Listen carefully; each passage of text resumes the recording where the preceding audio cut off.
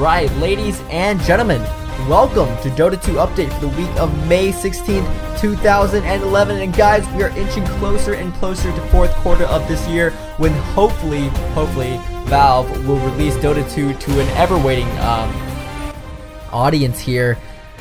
And however, now we just got to work with what we got. We got to move one step at a time and cover the news of last week. And we do have some nice tidbits of news for you guys today, so let's dive right into those. First of all, we have a little bit about what I like to call the douchebag tax. So stick around for that. That's going to be our first story of the day, and then we're going to follow that up with some sad news about Valve and E3, the upcoming Electronic Entertainment Expo. That's coming up early June. So yeah, let's jump right into our stories now, and this is not going to be a very long Dota 2 update, I presume. Alright, so jumping into our first story of the day, what is the douchebag tax, you ask? Well, DevelopOnline.net recently did an interview with Gabe Newell just last Friday about Valve, the game development, and their philosophy on game pricing. And one of the things that Gabe mentioned was that Valve, one of the basic philosophies at Valve is that they want to make it rewarding to be a positive player, a positive member of the community, and a player that everyone wants to play with, rather than your typical online douchebag gamer that cusses your mom every other sentence. You guys all know what I'm talking about. And basically what he says is that they want to find some way of rewarding those positive players of the community, those players that everyone want to play with, and almost punishing those ones that are, well, douchebags. And here's a quote directly from the interview. So Gabe says, and I paraphrase just a little bit, "So in practice, a really likable person in our community should get Dota 2 for free, and a real jerk that annoys everyone, they can still play the game, but the game is at full price and they have to pay an extra $100 if they want voice." And of course, he's exaggerating just a little bit about the $100 extra for real jerks there at the end. But the general philosophy, I think, is really solid. I mean, one thing about Dota is that it has one of the most vicious communities I've ever seen. A lot of people, if you're bad, or some people are just real jerks just because they're jerks, but they're just going to be really mean to you.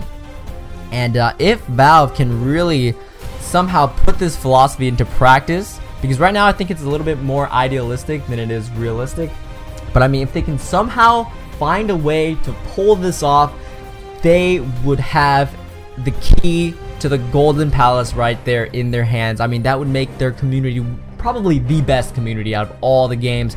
So good luck to you, Valve. If you can manage to solve this problem, you would have solved a lot of internet douchebaggery. Alright, so on to our next news. It's not quite as pleasant as the previous one.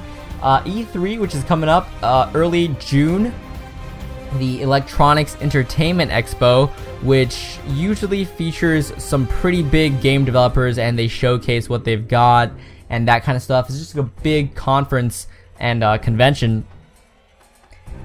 One of the sad news is that their exhibitioners list does not include Valve, so it seems like Valve will not be at E3 this year. And a lot of people were hoping, I know, to hopefully hear something from Valve about Dota 2 now that they have Portal 2 out the door. Dota 2 seems like their front runner game in the development cycle, I suppose. And we were really hoping that we'd get some sort of tidbit from E3. We could still get something, but they're not on the exhibitioners list. So that just gets me a little bit more worried. So hopefully we're still going to get something around E3, because we really are just scratching at anything official from Valve, because, well, basically we haven't gotten anything.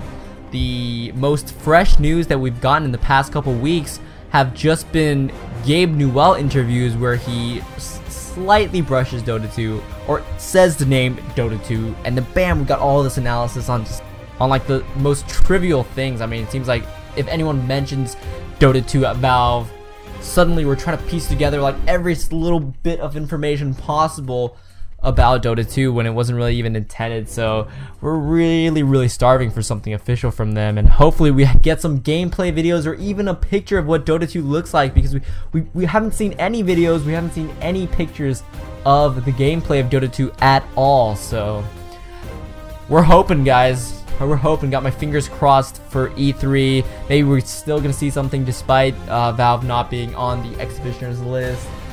That kind of stuff. So with that, that's gonna end our Dota 2 update for the week of May 16th, 2011. And hopefully next week we're gonna have some amazing news. But we can only hope. And in the meantime, I'm gonna go play myself some Dota and Han. And I'll see you guys next time.